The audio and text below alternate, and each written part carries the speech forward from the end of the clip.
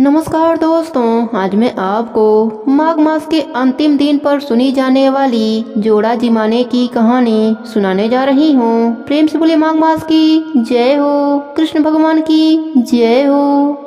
एक समय की बात है, एक गांव में एक सास बहू रहा करती थीं। एक दिन सास ने कहा, बहू माघ का महीना आ रहा है तो मैं रोज सुबह माघ मास नहाया करूंगी। तो बहू ने कहा, माँ जी यह माघ स्नान क्या होता है? तो सास ने कहा, जिस महीने में संक्रांति नहीं होती, यानी कि सूर्य का एक राशि से दूसरे राशि में जाना नहीं होता, उसे माघ का महीना कहते हैं। यह भगवान कृष्ण का प्रिय मास होता है। इसमें सुबह सूर्य उदय से उठकर नारायण, तारायण और पारायण करना चाहिए। सुबह सूर्य उदय से पहले नदी या तालाब में नहाओ, उसके बाद सूर्य नारायण को जल चढ़ाओ। नारायण साथ ही ध्रुव तारे का भी दर्शन करो, जिससे कि तारायण भी हो जाता है। तब बहू बोली, माँ जी यह पारायण क्या होता है? तब सास बोली, पारायण मतलब भगवान का पूजा करके रामायण पाठ, भागवत पाठ या राई दामोदर की कथा सुन लो, इसे ही पारायण कहा जाता है। तब बहू ने कहा, माँ जी मैं भी इस बार माघ स्नान करूंगी। नहीं नहीं, तू भी स्नान करेगी तो घर का काम कौन करेगा? बहू डर गई। उसने कुछ भी सास के आगे नहीं कहा, पर मन में अपने ठान लिया कि मैं भी माघ का महीना स्नान करूंगी। दूसरे दिन सास तो सुबह 4 बजे उठी और तालाब में स्नान करने के लिए चली गई। इधर बहू भी उठ गई। उसने सोचा, मटके के नीचे का हुंडा पानी से भरा हुआ है तो वह उसी से नहा लेगी, इसी को वह तालाब समझ लेगी। और उसके बाद उसने नारायण तारायण भी कर लिया। उसके बाद जल्दी जल्दी घर का सारा काम भी कर लिया। उसने सोचा, कहीं सासू जी आ गईं तो लड़ेंगी और डांट लगाएंगी। ऐसे करते करते 3 से 4 दिन निकल गए। बहू साथ में सारा काम भी करती, पानी भी भरने जाती। एक दिन कुएं से पानी लेने गई तो उसका मटका उठ ही नहीं रहा था। उसने सोचा, रोज तो उठा लेती हूँ, आज क्यों नहीं उठा पा रही हूँ। यह कहते हुए बहू सोच में पड़ गई। तभी एक नौजवान लड़का दिखाई देता है। तो बहू कहती है, भाई मेरा घड़ा उठा देना, पता नहीं क्यों आज उठ नहीं रहा है। तो वह लड़का घड़ा उठा देता है। अब तो रोज का नियम हो गया, बहू से घड़ा उठे नहीं और बहू रोज उस लड़के को बुलाती थी और वही लड़का आकर घड़ा उठा देता और कहता, सास नहाए उंडे और बहू नहाए कुंडे, ऐसा बोलकर चला जाता था। एक दिन बहू ने उससे पूछा कि भाई तू ऐसा क्यों बोलता है कि सास नहाए उंडे और बहू नहाए कुंडे? तब उस लड़के ने बोला, तुम नहाती हो ना कुंडे में? तो बहू ने कहा, पर तुम्हें कैसे पता? उसने कहा, हमें सब पता है। तो बहू ने सोचा, शायद मैंने ही कहीं बड़बड़ किया होगा तो इसने सुन लिया होगा। तो फिर बहू ने पूछा, अच्छा बताओ तुम्हारा नाम क्या है? उसने कहा, तुम मेरा नाम जानकर क्या करोगी? मैंने तुम्हारा काम कर दिया न, यही बहुत है। तो ऐसा कहकर वह चला जाता है। बहू ऐसे ही 2-3 दिन उससे पूछती है कि यह बताओ तुम्हारा नाम क्या है। आखिर एक दिन उसने अपना नाम बता दिया कि मेरा नाम दामोदर है। उधर माघ का महीना पूरा होने को आया तो सास ने कहा, बहू सुबह कई तरह के व्यंजन पकवान बनाना, जोड़ा जिमाऊंगी। अब बहू सोचने लगी कि स्नान तो मैंने भी किया है, पर मैं कैसे जिमाऊंगी।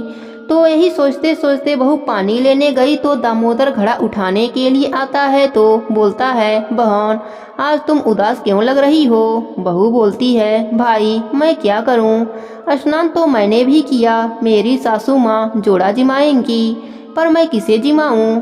तब दामोदर बोलता है, बहन तुम चिंता मत कर, मैं आ जाऊंगा तुम्हारे घर भोजन जिमने के लिए। तब बहू कहती है, पर मैं तुम्हें बुलाऊंगी कैसे? तब दामोदर कहता है, तुम 2 थाली में भोजन लगाकर तुलसी वृंदावन के पास रख देना, गरुड़ घंटी बजा देना, मैं स्वयं आ जाऊंगा।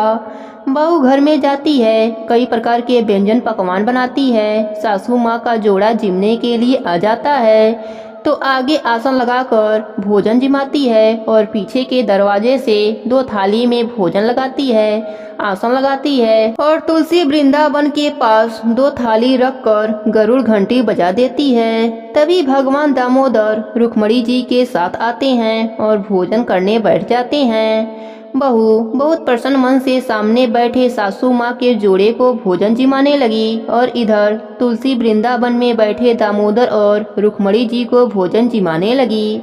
अब इधर सासू माँ का जोड़ा भोजन जिम लिया तो सासू माँ ने उन्हें दक्षिणा देने लगी, वस्त्र देने लगी। बहू अपने मन में सोचने लगी कि मैं अपने जोड़े को दक्षिणा और वस्त्र कहाँ से दूं।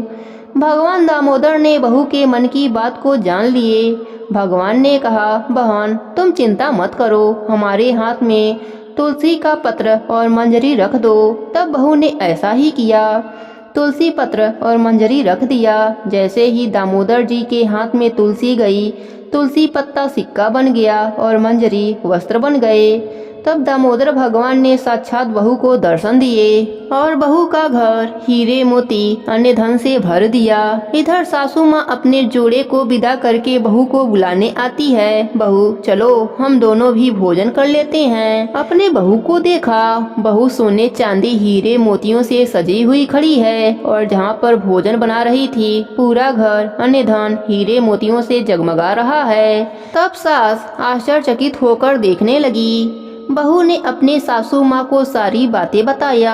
सासू माँ ने कहा, बहू तू तो बड़ी भाग्यशाली है, तुम्हारे घर साक्षात दामोदर जी रुक्मणी जी भोजन करने आए। तो बहू ने कहा, सासू माँ यह सब आपके कारण संभव हुआ। यदि आप मुझे माघ मास के महत्व को नहीं बताती तो मैं यह सब कैसे कर पाती। सास बहू का इस तरह से माघ का स्नान और भोजन कराने का फल हुआ। हे दामोदर जी, जैसे आप बहू पर अपनी कृपा करें वैसे ही हम सब भक्तों पर भी अपनी कृपा सदा बनाए रखना। प्रेम से बोलिए विष्णु भगवान की जय हो। एक गांव में एक बुढ़िया अम्मा रहती थी। उनका एक बेटा और एक बहू थी। बुढ़िया अम्मा धार्मिक कार्य को करने में व्यस्त रहती थी। माघ मास आया तो बेटे बहू ने कहा, माँ तुम हर माघ के महीने में स्नान दान करती हो, क्या तुम्हें इसका कोई फल मिलता है? मेरे विवाह को 5 वर्ष हो गए हैं, परंतु ना तो कोई नौकरी लगी और ना ही तुम्हारा पोता हुआ। माँ बोली, बेटा मैं भगवान से पूछूंगी कि मेरे नित्य नियम का फल मुझे कब मिलेगा। इतना कहकर वह घर से निकल गईं। वह रास्ते में विष्णु भगवान की जय हो बोलते हुए चली जा रही थीं। रास्ते में उन्हें एक आदमी मिला जिसे कोढ़ की बीमारी थी। वह बोला, माँ जी आप कहाँ जा रही हो? बुढ़िया अम्मा ने कहा, भाई मैंने अपने जीवन काल में हर साल माघ महीने में स्नान दान व्रत आदि किया है, लेकिन मेरे बेटे बहू कहते हैं कि इसका कोई पुण्य नहीं मिला है, इसलिए मैं भगवान से मिलकर यह पूछूंगी कि मुझे इसका फल कब मिलेगा। तब कोढ़ी बोला, माई यदि तुम्हें भगवान मिल जाएं तो तुम मेरे भी दुख का निवारण पूछ लेना। जब मैं 13 वर्ष का था तब से मुझे कोढ़ है, यह सजा मुझे किस कर्म से मिल रहा है? बुढ़िया माई बोली, जरूर पूछ लूंगी। यह कहकर वह जय हो विष्णु भगवान की कहते हुए आगे बढ़ चली। चलते चलते रास्ते में उन्हें एक कुम्हार पति पत्नी मिले। उन्होंने पूछा, माई आप कहाँ जा रही हो?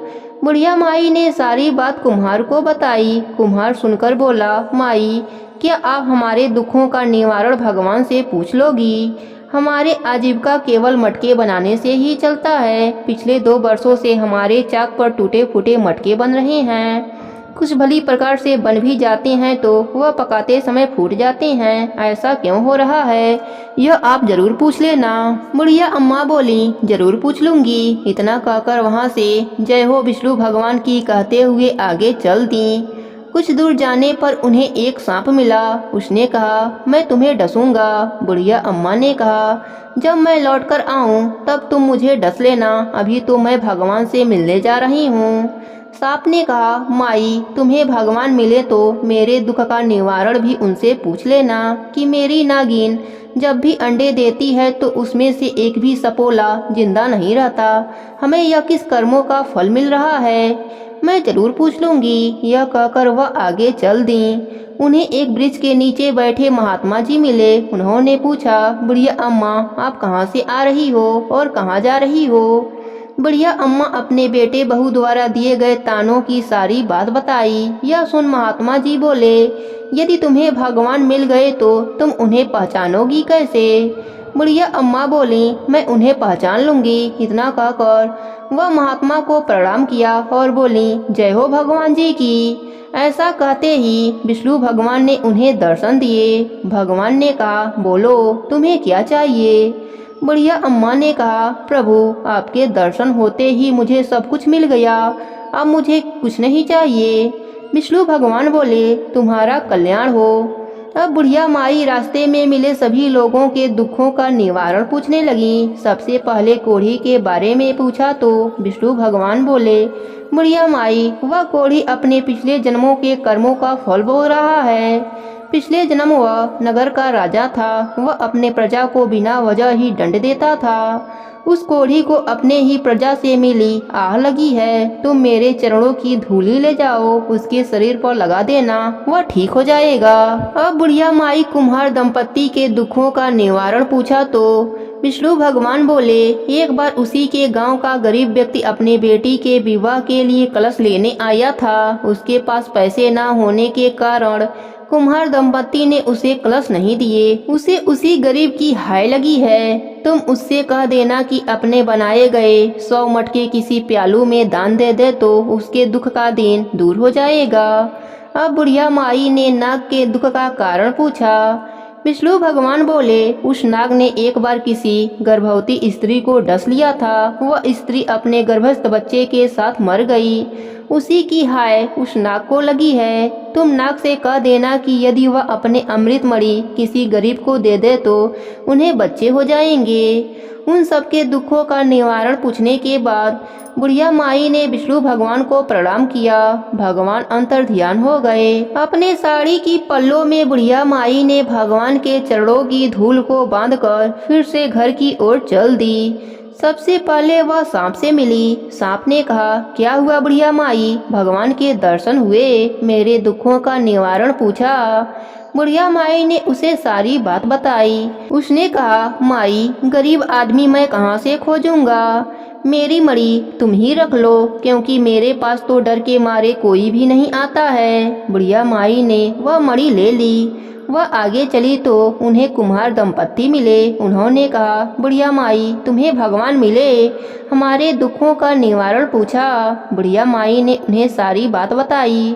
दोनों कुम्हार पति पत्नी बोले, माई हम आज ही प्याऊ में 100 मटके दान करेंगे। अब बुढ़िया माई अपने घर की ओर चल दी। रास्ते में उन्हें वही कोढ़ी मिला। उसने कहा, माई भगवान के दर्शन हुए, मेरे दुखों का निवारण पूछा।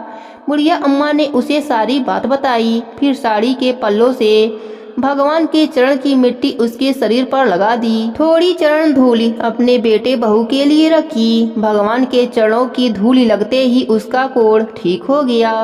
खुश होकर उसने बुढ़िया अम्मा को बहुत सारा धन दिया। धन और अमृत मणि लेकर अपने घर पहुंची तो उन्होंने देखा उनका छोटा सा घर बड़ा घर बन गया है। घर में अन्य धन का भंडार भर गया है। बेटा बहू माँ को देखकर उनके चरणों में गिर गए। माँ ने उन्हें विष्णु भगवान की चरणों की धूल उनके शरीर पर लगाई, शीश पर लगाई। बेटा बोला, माँ तुम्हारी स्नान दान के पुण्य से मुझे नौकरी मिल गई है और तुम्हारी बहू भी गर्भवती हो गई है। यह सुनकर बुढ़िया अम्मा बहुत खुश हुई और सभी लोग विष्णु भगवान की जयकारा लगाने लगे। हे विष्णु भगवान, जैसे आप बुढ़िया माई पर अपनी कृपा करी, वैसे ही अपने सभी भक्तों पर अपनी कृपा बनाए रखना। प्रेम से बोले विष्णु भगवान की जय हो, माघ मास की जय हो।